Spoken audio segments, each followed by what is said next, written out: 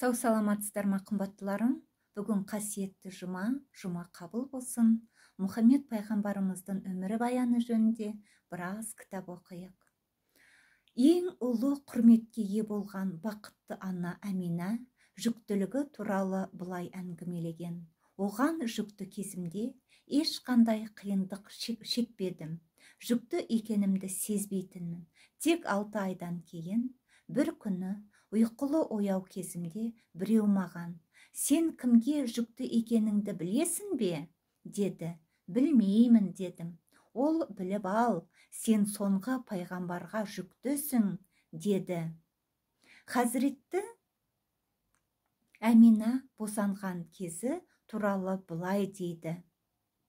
Риуат айтылған: сол кезде айналамды қоршап қызмет етіп жүрген көптеген әйелдерді көрдім.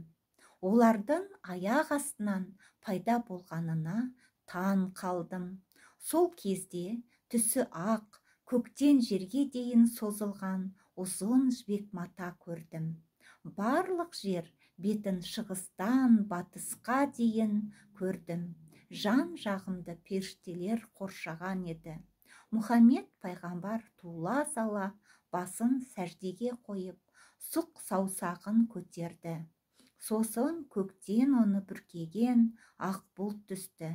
Бір дауыс естідім: «Оны батыстан шығысқа дейін барлық жерді аралатыңдар. Барлық әлем оны есімінің, денесімен және сипатымен көрсін. Оның есімінің Мәхи екенін, яғни Алла Тағала ол арқылы бұттарды жоқ ететінін білсін» деді. Ол бұлт та көзден ғайып болды.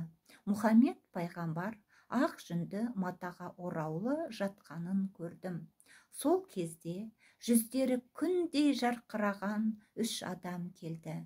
Біріншісі қолында күміс құман, бірінің қолында асыл тастан жасалған шылапшын, бірінің қолында жібек мата бар еді. Құманнан хош иіс тарап тұрған еді. Баламды шомылдырып, басын аяғын жуып, жібек матаға орады. Басына хош иісті септі, көзіне сүрме жақты да көзден ғайып болды. Пайғамбарымыз туылған кезде атасы Абдул-Мутталиб Қағбаның қасында Алла Тағалаға жалбарынып дұға етіп отырады. Осы кезде сүйінші хабар келеді.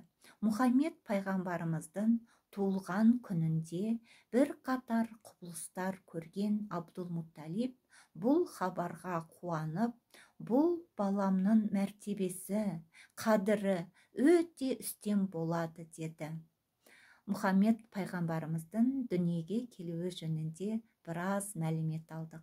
Сау саламатта болыңыздар.